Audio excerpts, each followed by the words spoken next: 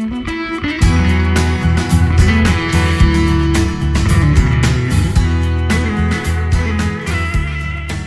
people who you care about. And so it's kind of cool today to be here with folks that are very like-minded and are moving to an idea of how do we help people live better lives, right? So this idea of motivation, this idea of power is all about how do we help people fundamentally live better lives.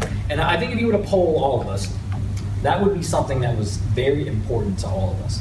I'm going to be sharing a project with you that we started in Louisville, Kentucky. Is anybody here from Louisville, Kentucky? Are you serious? That's fantastic. I fully expected no one to raise their hand. I don't know what I'm going to say next. 5,000 euros. Yeah, now you got to tell the truth. 5,000 euros. Holy cow, man. So a couple of years ago, Louisville was ranked, you're going to find this an interesting fact. Louisville was ranked as the most compassionate city in the world.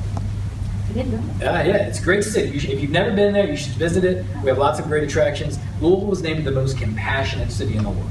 And so the mayor came around to the city and said, all right, well, how do we begin to create more opportunities for people to be compassionate, whether that's with their work or with the environment or however you see compassion connecting with your life.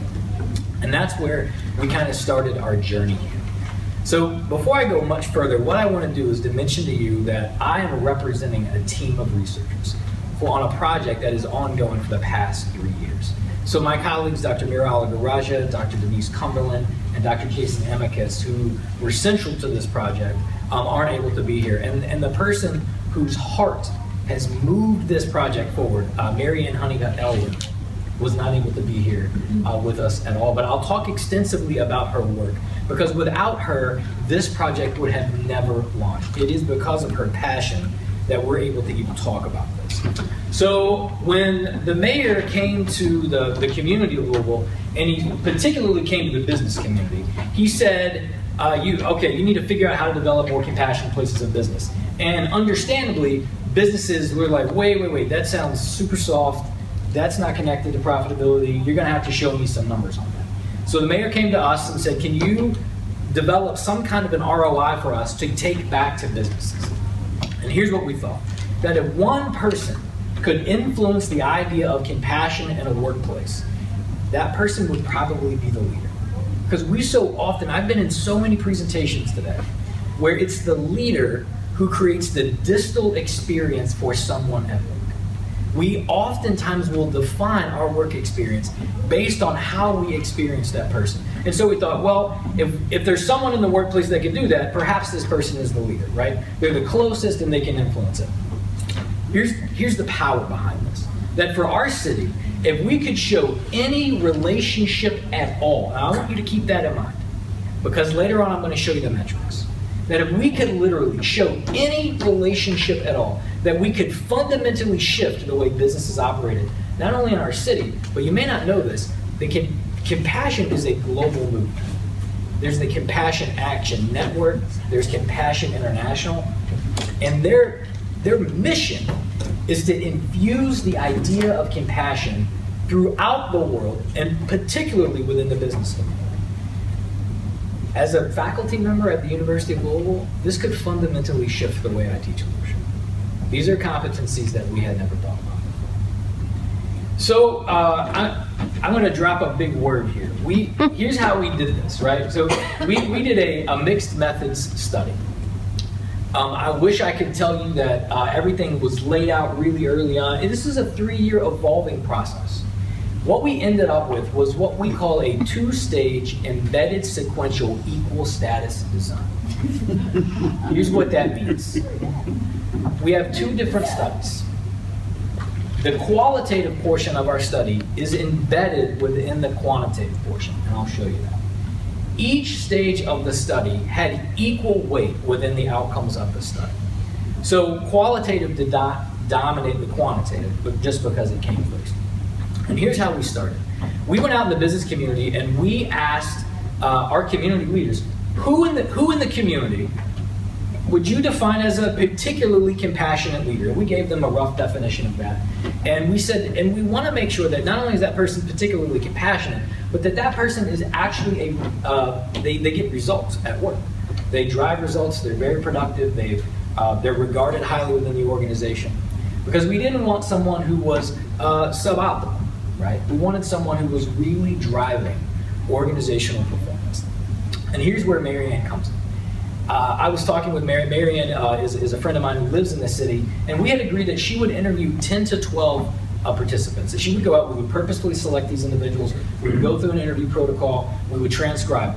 After a month, I reconnected with her, and she said, I interviewed 31 leaders, right? We transcribed all 31 of those interviews, and we thematically coded them. We used a phenomenological approach to do that. Because as we reviewed the literature, the phenomena of compassionate leadership is absent.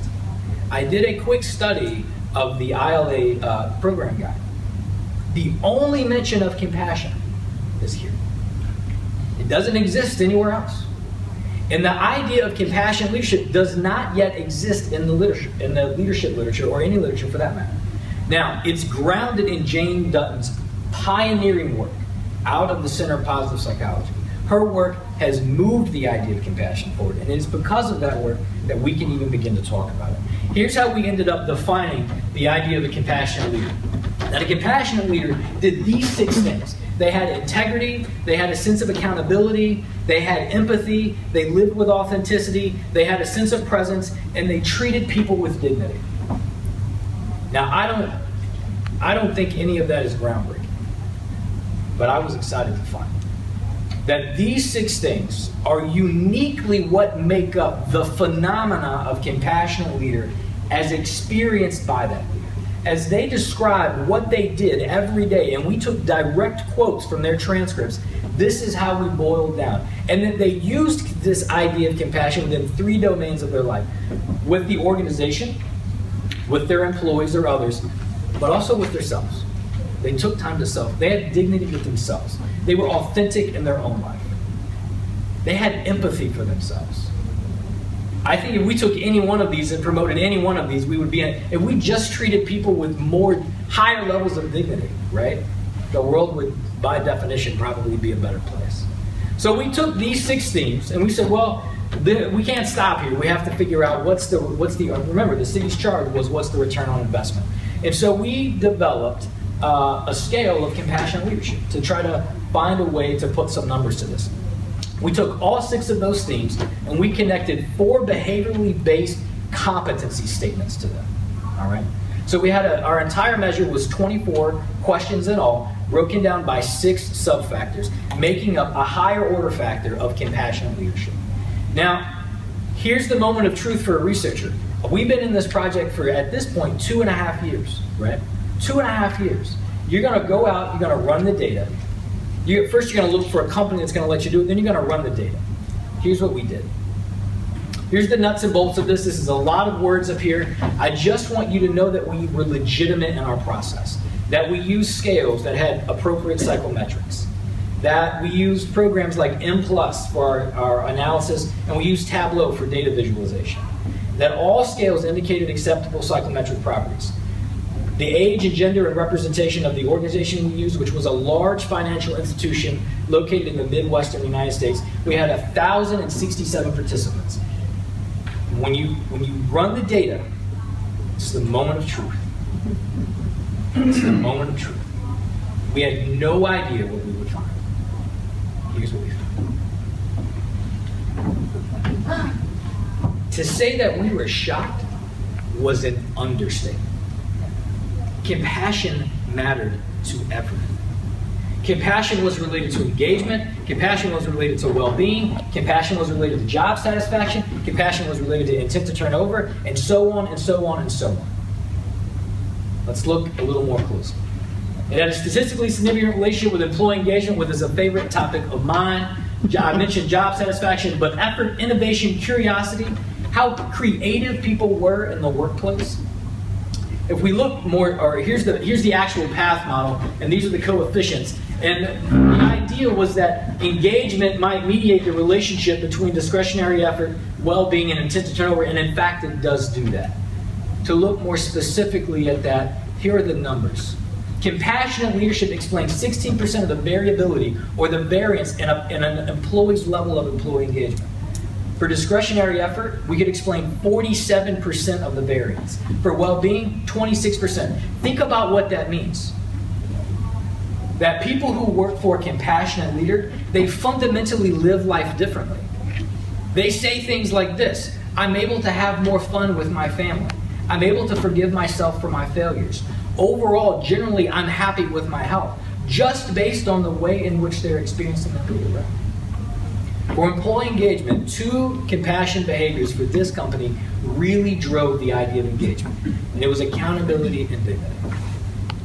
The idea of having a sense of accountability, but also treating people and honoring the existence of their humanness. What it meant to be here in this company. So what does all this mean for us? What's the story?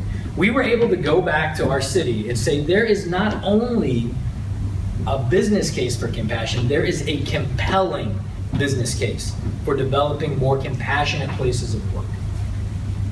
We might position compassion differently than as it's been positioned in the literature. Compassion is often defined as the human response to suffering.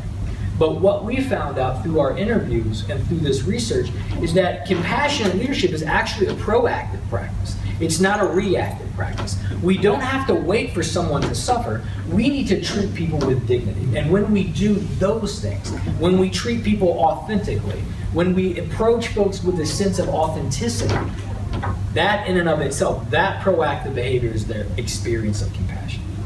We're very encouraged by the theme of accountability because compassion is often seen as a soft skill. It's not a soft skill. It's what Sally Sandbrook might call a hard soft skill. It may have a feel to it of being somewhat soft, but make no mistake about it, it is well connected to measures of performance.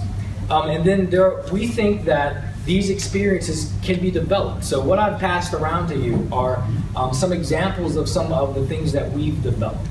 How do we actually talk to businesses about this? What are the relationships that are important for them? How do we target specific skills within their places of work that will help them improve performance, decrease turnover, and move the needle on things like engagement? Here's the last thing I'll tell you. Here's our next steps. Our next step is to do a bi-factor confirmatory factor analysis model using SEM. Here's what we've done. We've been able to show that the higher order of compassion is related to the 6-factor model that we've developed. That'll be coming out in publication within the next, we hope, 12 to 18 months. Prelim tests for this model show excellent fit. We were very pleased with the model fit.